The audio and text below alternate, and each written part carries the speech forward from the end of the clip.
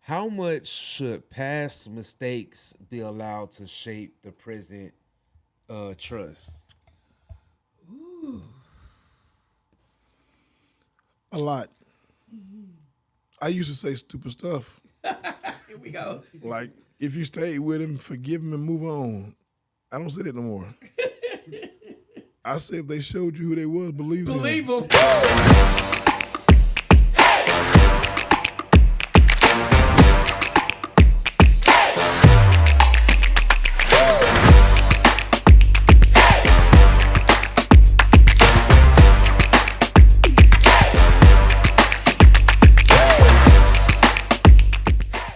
What's up? What's up, everybody? Listen, thank you for all the followers. Everybody rocking out with us. Welcome to the Unscripted with the Hardens. No, it's with Clyde and Tonya. Unscripted with Clyde and Tonya. Go ahead. So you're with Clyde and Tonya, and we're here with Unscripted. I'm gonna tell you a secret, y'all. I love my wife. And you know what? The main thing I love about my wife is the fact that we know who we are and we know who we're not. And she is not the person to get the title right. Just want to let y'all know that. But Almost no, whatever. but I really enjoy this podcast. Listen, I want to say, hey, everyone out there in this social media world, we are shooting our next podcast today, week of Valentine's. You know, usually we'll have about 3 or 4 podcasts already recorded. But if you could tell my voice, I've been sick and everything been happening in life. And so we didn't get a chance to record. So you almost got this one live. Almost. But we're here today to talk about a few things. Brother D is going to join us today on this podcast. Before we get started, I want to make sure we always stop and give shout-outs to a few things. Number one, everyone who's been following us. Listen, it's been great. When we started this podcast, we didn't know what kind of response we were going to get. So I want to say shout-out to you for following us. I think we're over 500. How many we at right now? Over 500. So I want help us by Valentine's. Share with as many people you can. I would love to see 550. I'd love to see 550 by Valentine's Day. You think it's a safe request? By Valentine's Day? By Valentine's Day. That's a great faith move. Yes, whatever. Hey, whatever works. And I want to shout out to Hard Enterprise for financing and, bankrolling this podcast. Yes. Until, everyone start buying at time, Hard Enterprise got to do the thing. Yeah. So that's what I wanted to say real fast. So we got Brother Devin here. Devin gonna ask us a couple of questions. MD, we call him MD at New Destiny. He gonna ask us a couple of questions. We don't know what he asking, so we finna be rocking out. So Devin, you ready? Yes, Ready, Dev? ma'am. Yes, ma'am. The first question I'm gonna start with is the good one. Is there a difference between privacy and secrecy in a marriage? Is there a difference between privacy and secrecy? I say it is. I think I say this too. Go explain your reason though. Yeah, I say it is because first of all, I just believe the only privacy you have is I think it's sometimes you need time alone, different things like that. But no secrets. I don't think that there should be any secrets. The only secret I believe that should be that I would have if my girls come and say something or tell me something that they don't want their dad to know, I will not give that information depending on how bad it is. But most of the time I'm not, because that's something between me and my girls that we have those conversations. But secrets, I feel like depending on where you are in a marriage, this going to be crazy, right? So depending on where you are in a marriage, because some people can't share everything with their spouse. Depending on, it just depends on. For us, we share everything because we've been together since we were in high school. But I'm thinking about that person. Can I interject? You go ahead. Because I agree. Okay. I agree because I say if you had a chance to do it right, you should have let everything out the bag. But Okay. some people got married and they're in the middle of their marriage, and you can't go and unload everything tomorrow. Ooh, baby, that's gonna be trouble. Yeah, I remember. Because sometimes you're not mature enough to even handle it. I remember one time a couple called us, and I hope they don't know who I'm talking about. But if I ain't say your name, this is all. I remember one time a couple called us. Well, one of the person the couple called us probably about 5-6 years ago, and we always about helping couples, right? And so she told us something that she wanted us to help her marriage. And I'm like, I can't help your marriage unless I can let that out the bag. Yes, I remember So that. we had to literally reject the counseling Yeah. because she wanted us to help around that. And we can't help around. And listen, if she would have told him that, it would have, somebody would have went to jail. Yeah. I know for a fact. Yeah, I probably would have been there helping them go to jail. Right. And I think that's why I say, I don't know, Brother Devin, it's like, it's one of them, like, you know, some things are private. It depends on where that person is. But I do believe that secrets make you sick. But can I say this? You're right. I'm I sorry. believe that secrets can make you sick and it ends up coming up later. And the reason why I say that, Brother Devin, is because if I didn't know all the women that he had messed around with. Hold up, whoa, back that trailer. No. Devin, she just called me a hoe. You gotta stop saying stuff on this podcast. You can't say that. Okay, I'm not saying that he was, but he had different women that he messed with. Tell you our secret. I may have had my whole Oh, it doesn't life. matter. No, we're not finna do that. It doesn't matter. What I'm saying though, okay, let's say if it was 3 women, Brother David. I'm scarred. If I didn't know, and then when he became a pastor and these chicks showed up to the church, I would have, as a woman, you can feel that. Yeah. You can, and especially if a woman feel like you don't know, they gonna be like trying to treat you like a certain way. Yeah. Because, oh, you don't know. But baby, I know everyone. All of them. And thank God I did because we had one coming in like, oh man, I know Pastor Harden very well. And if I didn't know, just because of the way she said it, Brother Devin, I would have knew then like, girl, you want us to tap this whole wall. You don't want insecurities to set in. Exactly. So what I would just add in there and say this here, right? Obviously, you know, privacy and secrecy. I think what you do in your privacy creates secrets. Ooh, that's pretty good, sir. So it's okay to have privacy, but don't do stuff in your privacy that you create secrets that can create problems in your marriage. Right. It's okay to have private moments where it's just you and you're learning yourself and you're growing, or in your private moments, watch this here, where your homegirls tell you stuff that your husband don't need to know about your homegirl. You know, in your case, you're a first lady. Some first ladies come to you, tell me you stuff that I don't need to know. I don't need to look at them different. Right. And so you having private moments to protect other people. That's good. Or you having private moments to learn yourself. You know, and the reason why I say this is important, and you taught me this because I thought that you shouldn't have no space. I'm supposed to be in every space. But if I'm around you all the time, I don't know me. Mm-hmm. You need to have private moments where you get to know yourself and learn who you are and what you're dealing with so you can process me and you. Mm-hmm. So I think it's all about having private moments, but just don't have private moments where you create secrets. I think secrets is stuff you can't tell. Right. And if you have something that you can't tell to your wife, to your spouse, there's a problem, even though we're saying that you may not be able to tell everything, but that don't mean you don't need to start working on it. Right. Because this is my problem. I have a huge problem here. If I've done something, I can't tell my wife, what have she done? She can't tell me. That part, right. And so what happened, your marriage have this gap in it of the unknown. And that gap of unknown creates a whole lot of assumptions. I would tell always, if I don't give you the narrative, I'm letting you write it yourself. Woo. And you always going to write the worst. So what you should be doing, if you got married in that gap, you should be slowly trying to recover from it. Mm-hmm. Look and say, look, we both got some secrets. And I want to let you know all my secrets. And I know for a fact you got some. Can we vow to start unpacking? Even if I unpack faster than you, I won't rush you. But just know, watch this, because I can control person. Just know I'm unpack. And once I'm finished unpacking, I'm going to let you know I'm finished. You finish unpacking at your rate. But I'm going to ask you to do me a favor. Don't put no more trash in your bag while you trying to unpack. Oh, Lord. Jesus on the main line. I'm going to be okay with you having a past that I may not know nothing about. But if I find out you put some fresh trash in your bag after we have recovered from the old ways, I may pack my bags for real. Right. You have to create that boundary. If not, you living a lie.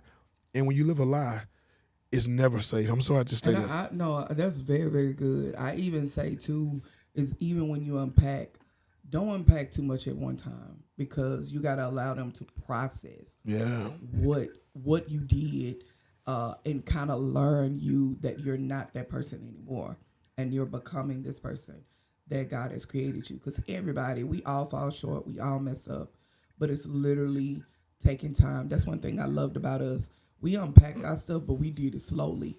But we were becoming friends Yeah. as while we were in a marriage. And I think that part is important. You know what your spouse can handle. But eventually you should become friends so much to where you're able to share that information with them. Cause I'm tell you a secret. Nobody can hold on to secrets. They're gonna find somebody to tell. And it's going to be exposed at the wrong time. And the enemy doesn't play fair. Here's the thing. The enemy doesn't play fair. He waits. You think them women or that woman or those women that walked in our church, that the enemy didn't let me see them until we started the church.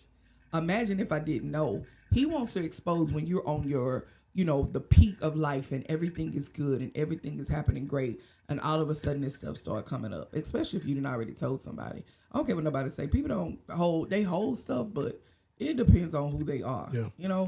I think that part is important. And I say this: if you don't create, if that boundary is there where you're not talking about the things that you're hiding, you don't know the things you're not talking about also. And what he'll do, he's not gonna hold on to that. He's gonna create a conversation with another person, another woman. Yeah. You create a conversation with another man, and now y'all gotta let it out because you gotta tell somebody. And now you're creating a whole other relationship with another person. Yeah. That now that wedge scope list to being like this here. Yeah. So you gotta. So the answer to Devin's question from my perspective, there is a difference between secrets and a difference between privacy. But you can have your privacy, but make sure your secrets don't destroy your marriage. Yeah, and secrets will make you silent.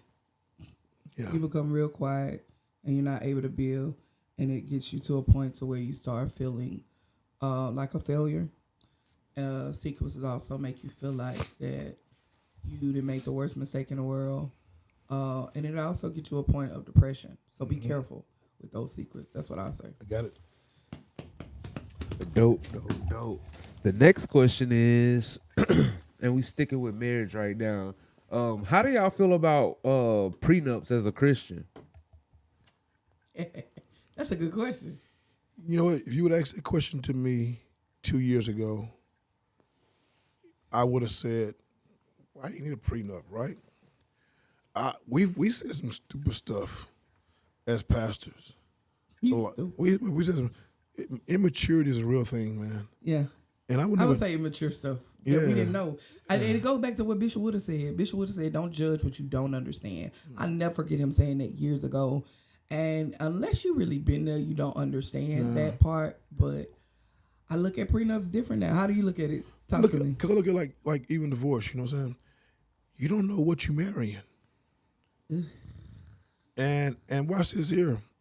A friend of mine, a lovely friend of mine, I love her.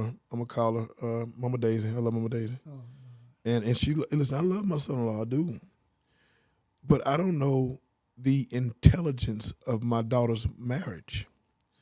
And I go and I try to give a house to my daughter. Watch this here. And I love my son-in-law. Mm-hmm. But I don't know what next year gonna bring. Right.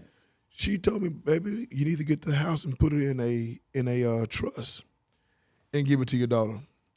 Because the last thing you want to do is give that house to your daughter, and now your daughter got to split that house if they decide to get separated." I think they need to get their assets and choose if they get their assets put together, and that's on them. But me, anything I built before y'all got married, you don't have access to. Right.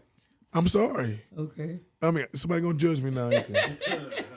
I think the thing with the prenup, it depends on where you are. Like I look at, is it okay? Yes or no? It just depends. I just feel like it depends on where you are. It's one of those, unless you actually there, if you're making millions, for an example, if something was to happen, me and Bishop, we not together, right? We know that we're splitting our money some type of way. Somebody else come in and whatever I done built on my own, I don't know if I want them to get a part of that. I don't know. I'm different. I think I get a chance to choose. I gave you my body. Okay. I gave you my time. Okay. I give you my mind. Okay. You got to earn the rest. So if we together, I don't think you get a chance to trust. You don't get a chance to tell me how much of what I built before you get. I believe everything we get after the day we got married. This is the new me. Luckily, we didn't have nothing when we got together. But the new me is, if I built millions and you built thousands, keep your thousands, keep my millions. Put that camera on him, because he, I need them to see your face when you say that. What you say? I say, if I built millions and you built thousands, keep your thousands, keep my millions out. What we build together the day we got married, we're gonna build our account together, and we'll figure out how we're gonna manage this money. But I'm still getting to know you. We got married. I love you, but the real you show up after we get married. True, but the thing is, if you trust me, you know, I've been scammed. Okay. And those scammers are very patient. They are. That's good. Very patient. I get it. Okay. So I don't know. We ain't never had to be. I don't know how to answer that, Brother Devin. We ain't been there.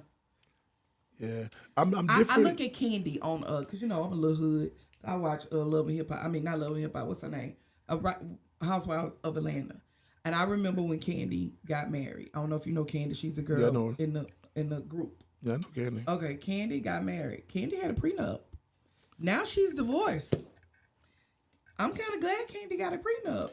And they made money together, though. I'm not saying he was sorry. He brought money to the table. She brought money to the table. She asked for a prenup. Because she had already built all of this before he came along. Yeah. So I get it. I don't know.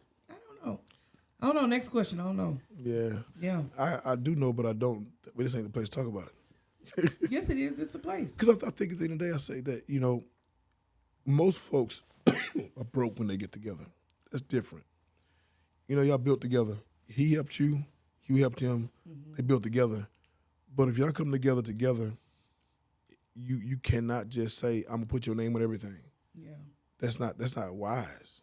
Yeah, we used to say you need to do that. Yeah. I don't know. The older I get, I understand. You got to use wisdom these days, man. And listen, and I love you, but we learning each other still. Yeah. So yeah, Devin, good question. Awesome. Pastor T, good question, because I know Bishop's kind of headstrong, you know what I'm saying, and he's you raising folks to look at me different. He's very, you know what I'm saying, determined, and you know what I mean, like, he's comfortable in who he is. But my question to you, Pastor T, is how do you make a safe place for a CEO, a bishop who's over so many people? You know what I'm saying? So how do you as a, I guess, pastor wife, as a business, a business partner and wife, how do you make a safe spot for Bishop? I do what I can to be his peace. So however I can.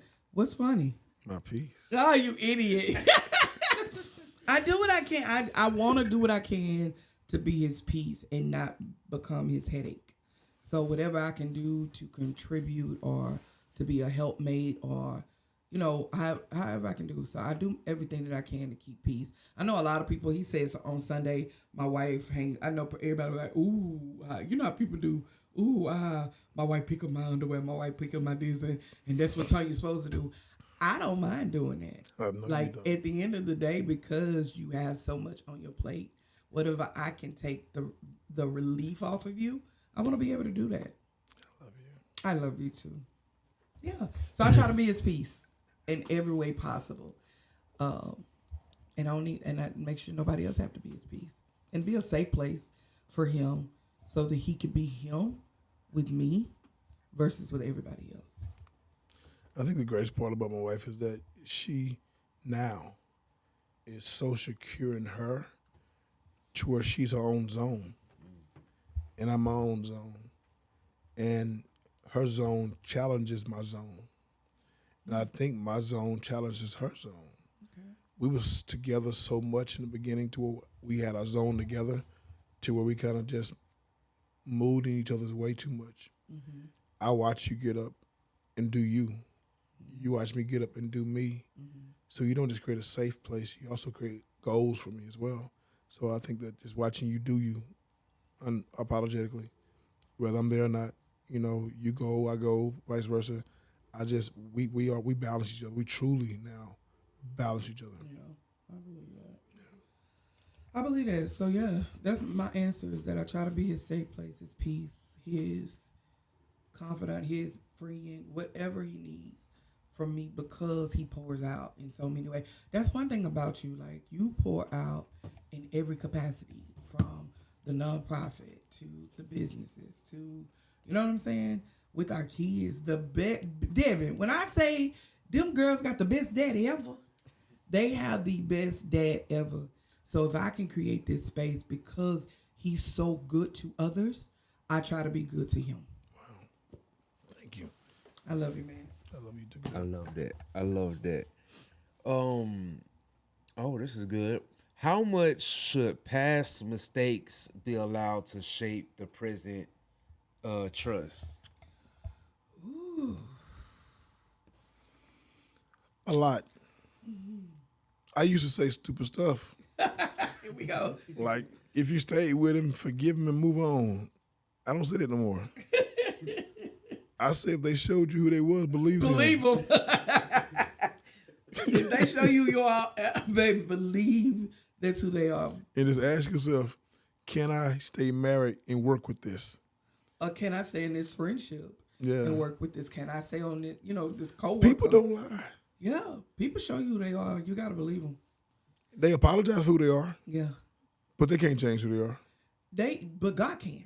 God can change God can them. change them if you are willing. Here's my thing. I would say that to this question, David, is that my thing is if you're willing to love that person for who they are and be willing to be. That's what I love about friendships that I have. Like no matter what, they gonna rock with me if I'm crazy, if I'm okay. Yeah. That's what I love about my children, about you. It's like you gonna love me in spite of. Mm-hmm. But if you're willing to grow with me and be a relationship of a lifetime, that right there I honor, I cherish, because people are willing to be with you for a lifetime. If you're there for a season, thank you. I appreciate it. If you're there for a reason, I'm watching you. Yeah. Because what you here for. And you got to just believe people, whoever they say they are. But I do believe that people can change because God can change them because he changed me. Yeah. And I know that he can change other people. You got to ask yourself, are you willing to be there for the change? I was willing to be there 25 years for the change. Yeah. I'm willing to be there with New Destiny 15 years for the change. I'm willing to be there with Women of Destiny 15 years for 14 years for the change. I'm willing to be there with my leaders for 20 plus years for the change. You got to ask yourself, are you willing to be there for the change? And I just add this one last piece to it. I think the biggest disjustice we do to ourselves is that we have expectations for people that they never said that they could do. That's good. The moment you say, I expect you to do this and I expect you to do that, and we want to hurt our own heart because we got all these expectations. How about we worry less about what we expect people to do and learn how to embrace them for who they are? Yeah. Yep. I always say this, and you got to love me. I'm going to love people in spite of what they do to me, knowing that there's a possibility that you could hurt me again if you've hurt me before. I'm going to love you, but there's a possibility that you will do it again because you may not change because God ain't changing. Yeah. Yep. I like it. Okay, so this one is kind of good. Is jealousy proof of love? I'm sorry. Is jealousy proof of love or proof of insecurity? I think you forgot one more, though. What did I forget? Is jealousy proof of love, insecurity, or unfaithfulness? Wait, why unfaithfulness? Because you have been so unfaithful to me to where you make me jealous. You make me insecure. Okay, I'm thinking in relationships. Oh, you're talking about like in a marriage. Yeah, I'm thinking about marriage. Okay. I'm so jealous because you made me this way. True. Because of your infidelities. That's my thought. I agree. I totally agree with what he said. And I don't think jealousy is proof of love as much as it's proof of ownership. I'm jealous because I feel like I own you, and I feel like that. And I think jealousy is such an unhealthy thing. It's almost like if I gotta be jealous of you, I don't need to be with you. Right. And I believe that jealousy is a proof of insecurity. Yeah.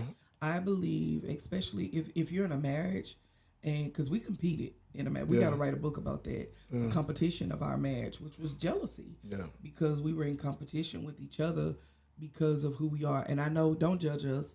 When I mean competition, when you're in a marriage and both of you have goals, and both of you are leaders, and both of you are headstrong, and both of you are making moves that is legacy moves, it can become a jealousy thing if you're not willing to work together, which creates insecurity when you are like that. That's what was happening with us. But it wasn't until we embraced the change of who we were becoming that we were able to be okay with who we were becoming. So I would say to that question, especially in other relationships, when someone is jealous or in a place, and most times jealousy equals competition or competitive or comparison, right? Jealousy equals that. And so when you start seeing that, someone start comparing, especially in relationships outside of a marriage or just kind of be careful, because there's some insecurity right there. And you got to learn, and this is what I've learned throughout the years. I run my own race. I do not show up to the race because I'm constantly changing the finish line. So you're going to always be mad at me because I'm going to constantly change the finish line. And it's not that do you understand what I'm trying to say? I changed my answer. I 100% believe you. Jealousy has nothing to do with love. It has everything to do with insecurity. Yeah. Everything to do with insecurity, because, and like you say, you can be jealous. If you are jealous of anyone, it's because you were too lazy to do what they did, or you hate they outshined you. Ooh. So yeah. This was the thing. And it's not that, and I would say even this, because the person that you may be jealous of, they're so far ahead of you that you're so busy trying to beat them. You know what I'm saying? I know that's what happened to me on social media, that I was so busy. It wasn't, remember I had to stop watching certain people on social media. Like I remember Carla Kenny. Shout out to her. Like, I don't know if she ever even watched me, but it ain't that kind of relationship. But I remember watching her, and I was so busy comparing myself to her and so busy trying to be like her, to where our lanes were two different lanes. And when we became close and she went from a mentor to like a friend, it was like I was so busy, that it was two different callings and two different things. Nothing against her, because I believe whatever God has for her is for her. And I think once you realize that, I found out then I can't show up to a race that don't belong to me. Yeah. You feel me? I had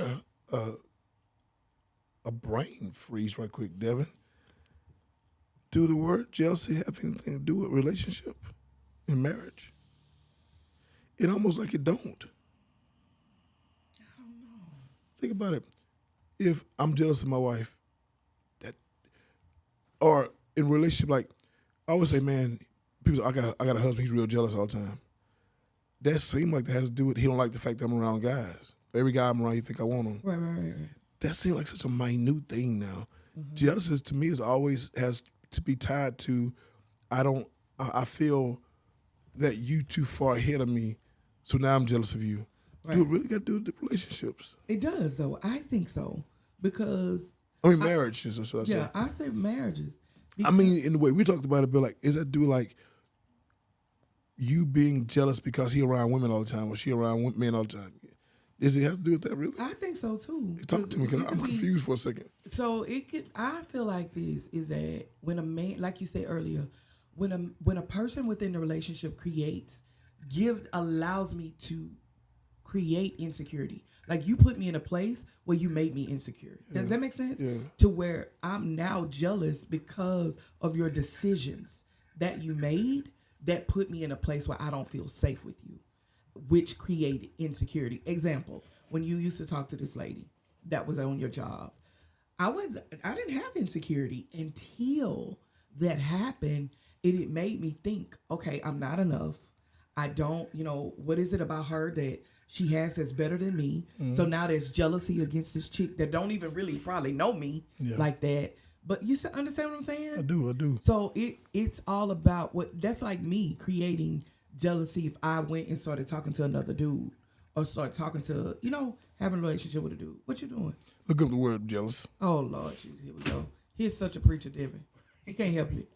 He looking for the word jealousy. It says here, feeling or showing envy of someone or their achievements and advantages. Yeah. Or I think it's two different definitions. Okay. The second definition I think falls in that category: feeling or showing suspicion of someone's unfaithfulness. So I'm jealous because I'm always suspicious of you. So it's two different worlds of jealousy there. Okay. I never knew that. I didn't either. High five. That was good. Okay, go ahead, Brother Jevin. Okay, I like that. So I asked Pastor T a question. Now, Bishop, I'm gonna ask you a question. What would you how do you handle using your strength instead of to avoid vulnerability? Like, cause as men, we brute, you know what I'm saying, and we don't want to be vulnerable or whatever. But I know you, so I know, you know what I'm saying, you can be very vulnerable. So, like, how do you use your strength to, you know what I'm saying, kind of offset the strength of not being, being vulnerable, using strength to defer from vulnerability is what I mean. Yeah. I think strength has its place, and I think the problem is when we think strength belongs everywhere. And strength then becomes a unhealthy response to life trauma. I think a strong man knows when to be weak. Matter of fact, I think it takes more strength to be weak than it is to stay strong. So I think my greatest strength was when I was able to just let it all out and say, you know what, I don't know. My greatest weakness was when I thought I had to know everything. That's good. So I think that's what I believe. That's my answer to that, because before I was so weak-minded because I wouldn't take on other people's help. And I thought I was being strong. But in truth, I was being so weak. So I believe a strong man is a strong leader who knows how to use the assets and the gifts that's around him. That's my answer. I love that answer. I love it. Yeah. Okay. So is true freedom more about options or discipline? Discipline. Yeah. Discipline and options. True what? Freedom? Freedom. Yes. True freedom. About option or discipline. True freedom is having the discipline to make the options that you. True freedom is having the discipline to make the right choice, even though you got options. Okay. Because I'm free to do what I want, but I'm disciplined to do what I need. Yeah. I believe. I believe that discipline has a look, of course. Right? Oh, yeah. Discipline has a look. If that's in health, that's in finances, that's in, ministry, whatever. Discipline has, I heard somebody say that on the YouTube, and I was like, ooh, discipline has a look. But I also believe that freedom has a look. Freedom has a look as well when you are able to have options because of your discipline and because of your freedom. That's good. Because if you're disciplined in your monies, if you're disciplined in your walk with God, it has a freedom to it because of that.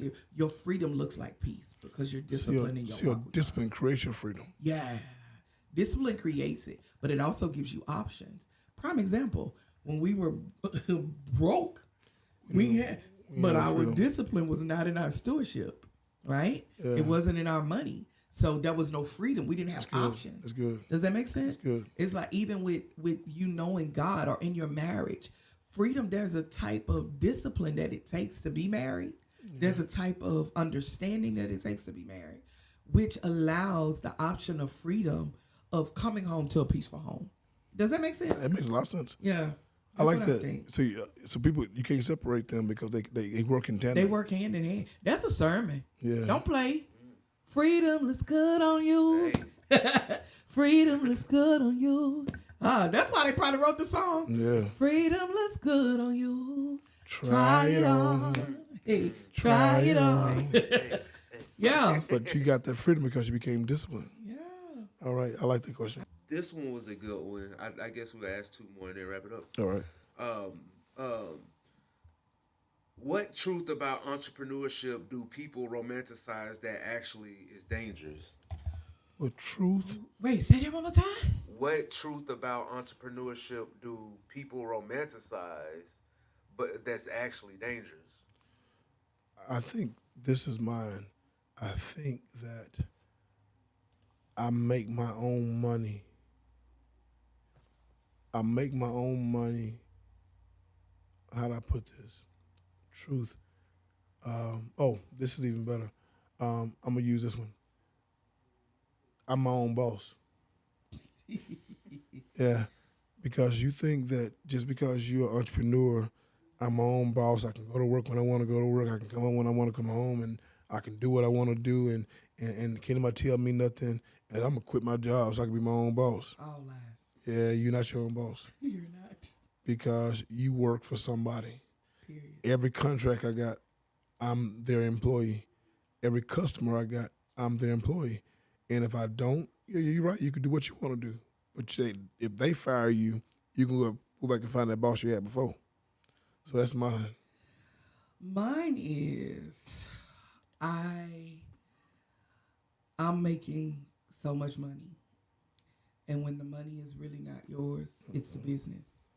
It should be going to the business because you're going to need that money to do business. But most people think that every dollar that they make as entrepreneurs, I'm a millionaire. Baby, we always say an enterprise is a 7-figure, not Tonya and Clyde, because we're separate. And I think most people think when I'm an entrepreneur that all this belongs to me. And unfortunately, it doesn't belong to you. It belongs to the business. Yep. And I think most people don't want to hear that. They don't want that part of Devin. It's like, that's okay, I don't want to be the business owner. How do you think that these major companies, these corporations make it? Because they have to separate the corporation from the actual person. Yep. And that's the only way you can actually be a true entrepreneur. And you can't say you're an entrepreneur and you don't got one customer. That ain't no entrepreneur. At all. You literally need customers. It's like being a pastor with no pastor. People be tripping me out here talking about their pastor. I don't care. I said it. They out here talking about their pastors and you don't got one member. Yeah. How you a pastor? You don't have no member. Who you gonna pastor? Exactly. It's the same way with entrepreneurship. Don't say you're an entrepreneur. Hey, I'm building a business, but you don't have a customer. It's not until you have a customer that's paying you money that you become an entrepreneur. And I'm gonna give you some quick math right quick. If your business make $100, your business possibly can only keep 30 of that 100. That means 70% went to go do business.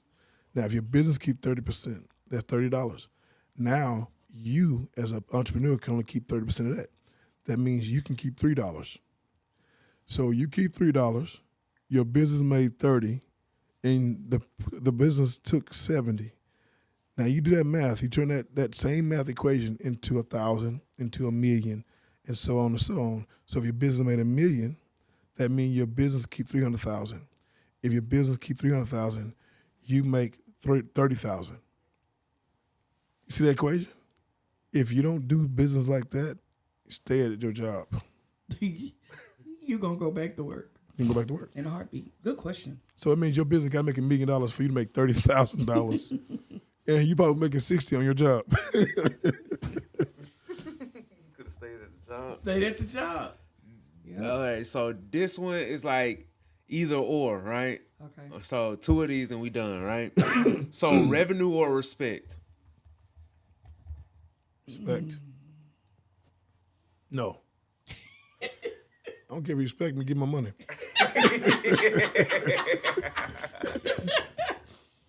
I don't know. I don't know how to answer that. No, he didn't say money or respect. He said revenue or respect. You don't got to respect me. But I need my revenue. I want both. I want both. I wanted to say that. Because I don't want to gain the money that costs my respect. Yeah. But I don't want to lose the money trying to get you to respect me. Yes. Oh, that's good. Yeah. Because you're not going to like it. Wait, say that one more time. I said, I don't want to lose money. I want to lose respect trying to get money. Yeah. But I don't want to lose my money trying to get your respect. Because some people you can't make happy. No. So how about we just get my money, we move on. Next job. Next job. Next thing. I love that.